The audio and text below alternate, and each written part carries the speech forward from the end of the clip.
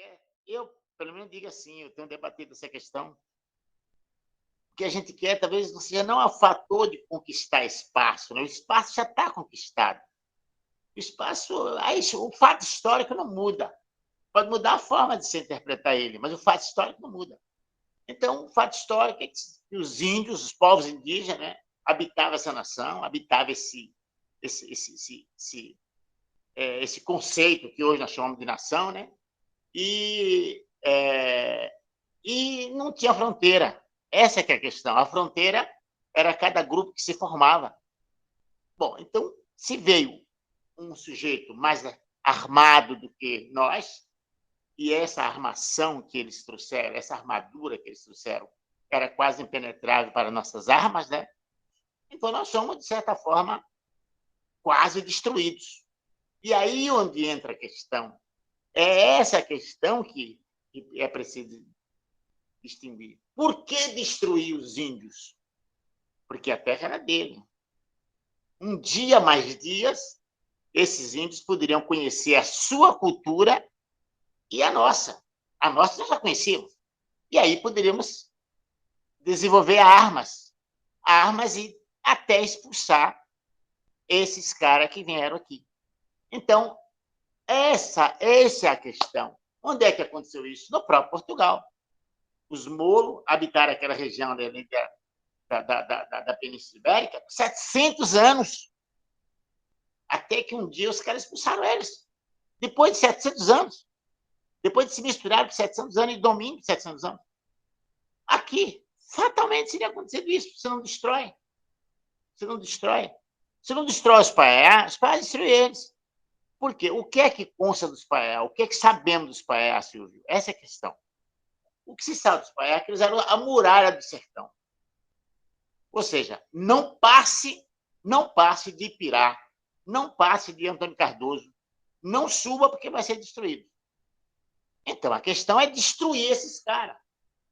E aí você pode perceber, naquela região ali de Itaité, você encontra as datas daquela região, as datas daquela região é dos anos 1500, 1500 e pouco, 1620.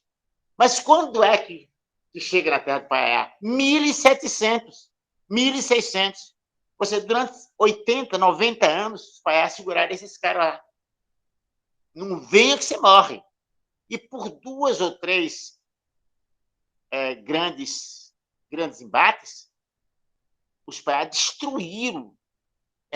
Na Guerra dos Bárbaros, o grupo que tentou invadir esse pedaço aqui foram demolidos. Então, qual era, então, a ordem do governador do Brasil, tal do Mendonça Furtado? Destrua-os, mate todos os homens, livre as crianças e as mulheres. Por quê? As crianças não podiam. Ia ser o futuro escravos construtor da cidade de Salvador. Os construtores da cidade de Salvador foram escravos, mas foram escravos indígenas. Essa que é deixar bem claro. Tá certo? Foram escravos indígenas. E isso é omitido da história. E também o que nós percebemos, por exemplo, por que vocês falando de independência? Por que na hora da independência você vai encontrar cidades, vai encontrar nome de pessoas, Labati, sei lá, o próprio Madeira de Melo, e vai nomes de Delaware, são os nomes que você encontra. Você não encontra um nome indígena, você não encontra. Um. Então, o que é isso? Ou seja, isso é um apagão, uma forma de apagar a história. É uma forma de apagar a história. E essa forma, Silvio, eu acho que de apagar, que você conhece em profundidade, quando você volta agora, sei lá, com uma pá e uma peneira, e vai pegando solo e jogando em cima da peneira, e vai cessando, e vai sobrando caco de telha e caco de... Enfim, louça, você vai encontrando pedaços dessa história. Quer dizer que essa história foi quebrada, ela foi quebrada pedaço por pedaço. Ela foi quebrada para não ser mais construída. Então, de repente, os Paiá reaparecem. E quando os Paiá reaparecem, parece que reapareceu um dinossauro. É mais ou menos essa história como eu me vejo. Quando eu vou nos lugares aí, umas pessoas, quando olham para mim, e parece assim, com certo desprezo, não, com um ar grande de desprezo, me olhando assim como se esse cara se diz indígena, esse cara se diz Paiá, esse cara se diz cacique. Pois fique sabendo, eu não me digo indígena, eu sou. Certo? Eu não me digo cacique, eu sou. Certo? E como tal, eu sou também um pedaço da lança que os meus que me antecederam me fizeram. Ou seja, o que eu tiver possibilidade de destruir essas mentiras que fizeram, esse apagão, a marca da borracha está em tantos lugares que, com uma pequena luneta, e só nós temos, nós conseguimos descobrir o foco da história. Hoje eu estou aqui num lugar chamado Cabeceira do Rio. Meu filho esteve aqui comigo há 2 semanas, a Ana esteve aqui, mostramos vários lugares, né? E quando eu digo para eles, olha, filho, aqui pisou Sacambuaçu. E eu lamento que os historiadores sequer sabem quem foi esse cara. Sequer sabem quem foi esse cara. Quem é Sacambuaçu? Um dia eu procurei para aquele velho historiador, me passa agora o nome dele, Aristides, História da Bahia, você sabe o nome dele. Eu falei, por que o senhor não colocou a história dos Paiá na história da Bahia, professor? E ele disse assim, Juvenal, ninguém mais quer isso não, ninguém quer mais saber disso não. Ou seja, a história foi para ser apagada.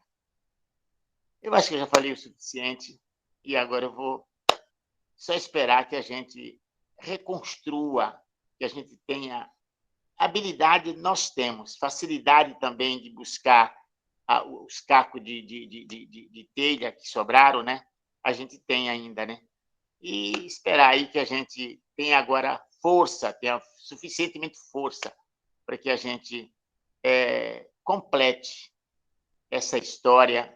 Não vai se completar nunca, claro, né? Alguns fatos a gente vai ter que trazer de volta, mas os paiais estão vivos, os povos indígenas estão vivos, e na independência da Bahia, os povos indígenas estavam lá, sem dúvida nenhuma, estava junto com os encoraçados de Pedrão, estava junto lá em Cachoeira, estava junto em Muritiba, só não estava junto no Senado, só não estava junto na Câmara dos Vereadores, isso não estava. Mas na rua, os índios estavam lá, sem dúvida nenhuma. É isso aí. Podemos ir rodando? Quero pedir licença. Quero pedir licença para, nessa provocação, né, que o cacique nos faz, nós somos provocados a continuar pensando, né, e fazendo circular. Boa noite de novo a todo mundo.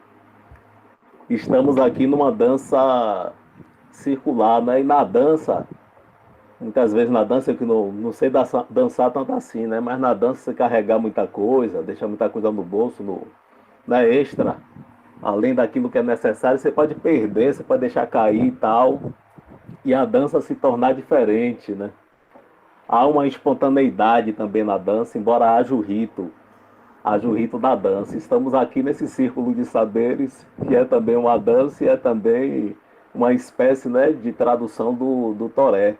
O verso ficou aqui na minha cabeça. Pajé convidou para fazer toré com a força e a fé que o toré requer. E aí eu fiquei pensando nessa dança circular.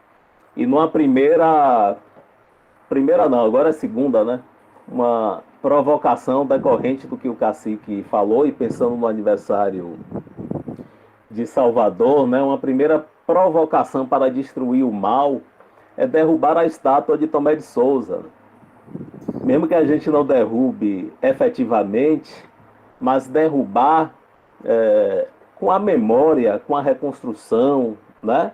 Com a remontagem, como o cacique falou. E quando eu trouxe a alegoria da dança, é porque, na verdade, eu fiz um outro caminho a partir também do apagamento, mas o apagamento enquanto um esquecimento.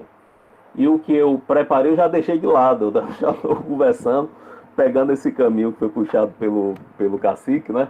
Para a gente pensar o esquecimento, né? Enquanto memória também. Memória é esquecimento e é lembrança. Memória não é só lembrança, né? Memória é esquecimento e é lembrança, até porque naturalmente a gente não consegue lembrar de tudo, mas a gente precisa lembrar de muita coisa, né? E estes apagamentos da história, que são espécies de esquecimento, eu não quero tornar aqui uma história familiar particular, né? Mas estamos aqui em família. Eu estou aqui na família Paiaiá, obrigado por me receberem, né? E aí eu fico pensando, eu sempre penso, já disse de outra vez que eu encontrei vocês,